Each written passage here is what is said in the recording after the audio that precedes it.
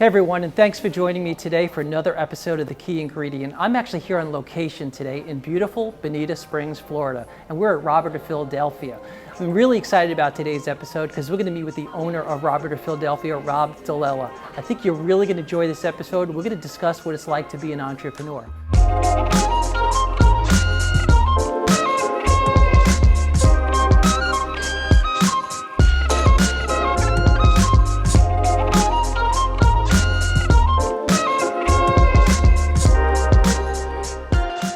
Hey everybody, I'm joined today by Rob DiLella. Rob is the owner of Roberts of Philadelphia here in beautiful Promenade in Bonita Springs. Rob, thanks for joining us here today. Absolutely, of course. So tell us a little bit, I guess let's go back to the beginning of Roberts of Philadelphia. How did the company even start? Well, it's a family business. It was my father many years ago and my mother when we first moved to Naples in 1977 when we moved here. Okay. So when we left Philadelphia, I mean, this is the story. When we left Philadelphia, he owned a salon up there, wanted to move to Florida to get away from the snow, to get out of the Northeast and the crowded row homes that they grew up in, and break the mold of the Italian child who grew up in West Philly and just leave the area and make all the relatives mad that he left. But we sold everything, whatever we had, and lived in a motorhome. Left Florida in a motorhome. Drove up and down the west coast of Florida trying to figure out where we were going to live. Well, they did. We were kids, my sisters and I. And it was a dog, a cat, my two sisters, mom and dad, in a 30-foot Vogue motorhome that we lived in. Wow. Until, of course, Dad wanted to fish and hunt and do his fun stuff. He wanted to live in the Keys. And my mother said, no way, we're raising our kids in the Keys. And so they drove up and down. They finally negotiated on where we would live, and they parked it in a Caribbean motorhome park, which is still there in where Old 41 and 41 meet. And we lived there for a while and started school at Pine Ridge Middle School there. Anyway, my father was running out of money because we had sold everything up there. It only lasts so long, right? Yeah, right. He knew he needed to go to work somewhere. So, as a stylist, he could pick up and go anywhere. And he started working in town and loved not owning, loved just being an employee and leaving at 5 o'clock, doing hair and leaving it.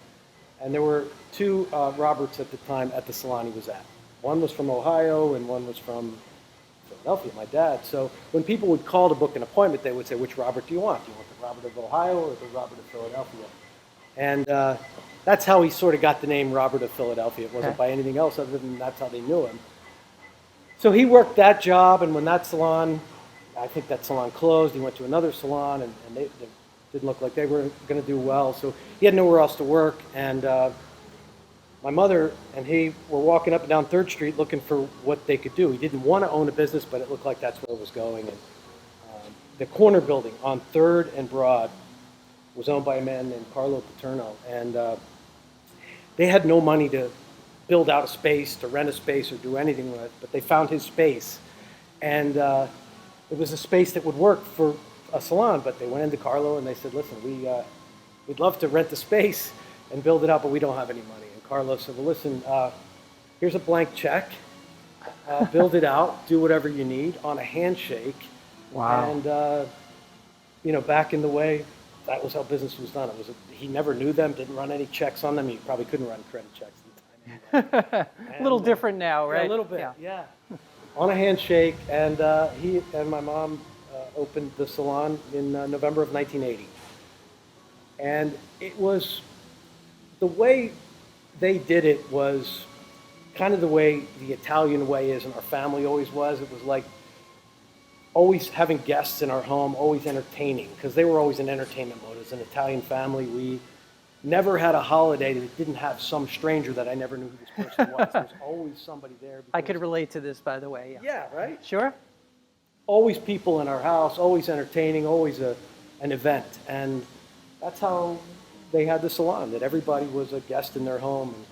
And, my mother was at the front of the house. My father was a hair cutter. He loved haircutting. It was his pure passion. I mean, he was on the level of Paul Mitchell, Horst, Vidal Sassoon being his hero because he transformed the hair industry. and he was a cutter and just lived and loved hair cutting, and was just an edgy designer who, sometimes would piss women off because he would do what he thought would look best on them. It may not have been what they wanted, but he knew better than they did of what would look good for them, for their facial structure. If they bring in a picture and he's like, I'm not a plastic surgeon. I can make your hair look great, but I can't alter your look. And he was able to fulfill his passion and do what he loved, and also live in sunshine. So you have the 3 locations now, and how many employees do you have in all 3 locations roughly? 46 right now. Okay, that's a lot of responsibility. Yeah, well, it's an extraordinary team of people, so that they kind of lead me. It's I don't know. I'm blessed to have a great team of people around me, so it's it doesn't all fall on me. They're a big part of what makes it happen. Absolutely. Do you have any plans on expanding even further, or do you think you keep it to 3 locations for this time? Right now, it's one day at a time. Yeah, sure it is. Sure it is. With the uncertainty of everything in the world, we're just blessed to have what we have in the moment, and we'll see what opportunities are there. But right now, we're just getting through the latest of the latest, and happy to be here. And happy to have gotten through what we've gotten through so far, because it's always something. There's always some. In business, there's always something. Of course. Just like in life, there's always some episode, crisis. If it's not one of the recessions, it's a hurricane. If it's not the hurricane, it's the COVID pandemic. It's COVID, yeah, right? it's always something. Part 2 and part 1, and the people who are upset about it, the people who want masks and don't want masks.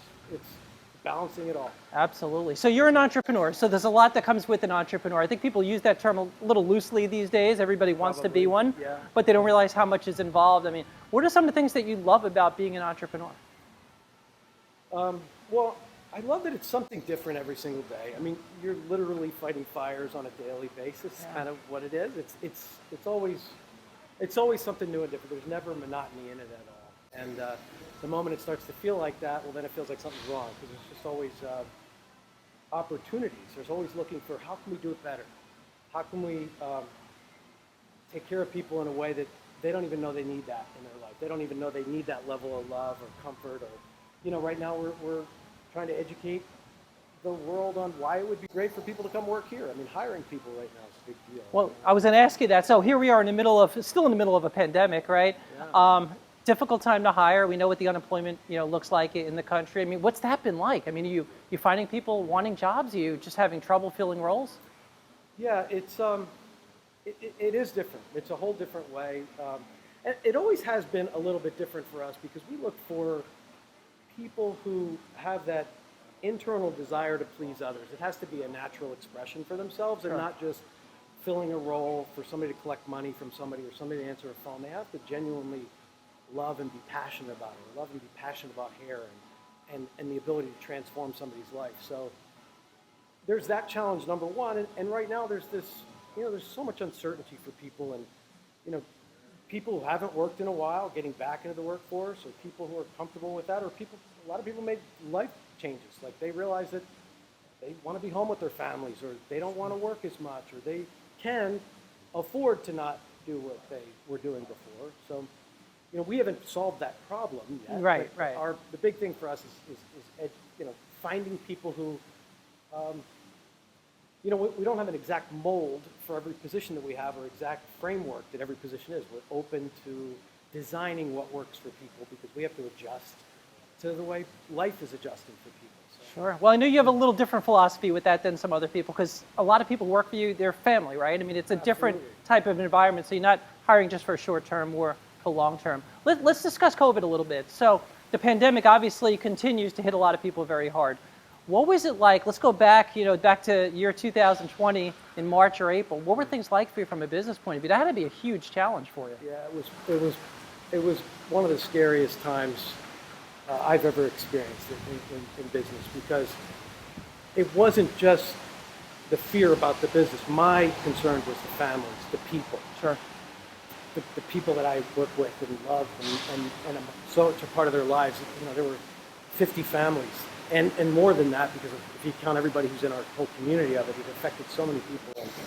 And the fear, just the fear. I remember being up at 2 o'clock in the morning and not knowing how we were going to make the next payroll when we knew we had to close, and payroll was important to everybody. They had to have their, be able to feed their families, and we didn't know what the future was at all. So it was just a terrifying time. I had no idea it would work out the way that it did, and with West it did. I remember, looking on the internet to try and figure out, I remember the talk of the PPP. They were talking about, there's going to be this PPP. Yes. And the Congress was, debating it, and it was going back and forth, and I was begging Marco Rubio and the Congress to please, hurry this thing through, because we had a payroll coming up, and right. I wanted to make sure we met it. I didn't want to solely rely on that. I knew we could get through it, but at the same time, I didn't know what was beyond that, and how much we would be able to go without being open, and have people be able to be fed and taken care of, and not have that fear on top of everything else. So I think this is an important point as we stay on COVID just a little bit, because it's so important for anyone watching who wants to be an entrepreneur. I mean, here you are at 2 o'clock in the morning,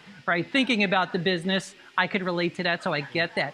So how long were you closed for during COVID exactly? 56 days, the number of days that we were mandated to be closed. I remember in the beginning of that, it wasn't a mandate that we be closed, but that I think they gave us protective measures, the cosmetology industry, that first week. I think it was the last week of March before they officially said we have to close. Okay. And we were still open then, and I was getting the most vicious hate messages about the number of people that I was killing by being open. And it was, oh, wow. It was a weird time because, as it still is, you have people on every side. And we didn't know the outcome of any of this. Of course. We were just doing what we could do, and whoever could work was working safely, and whoever couldn't or chose not to, it was fine. We didn't mandate that anybody work, but the people who could did. Sure. That's a challenge. I mean, that's difficult. Owning a business now, you have to be very cognizant of everyone and how they're feeling and kind of how all that's working. Yeah. So when you reopened, and I think this is important, and I don't know much about this, but when you reopened, I would imagine things changed quite a bit for you, right? It wasn't just, let's turn the sign to open again and business as usual. I mean, a lot of things changed. You probably had to learn a lot as well, as far as keeping things clean and masks and all that. So, I mean, what was that all about? How did you learn that?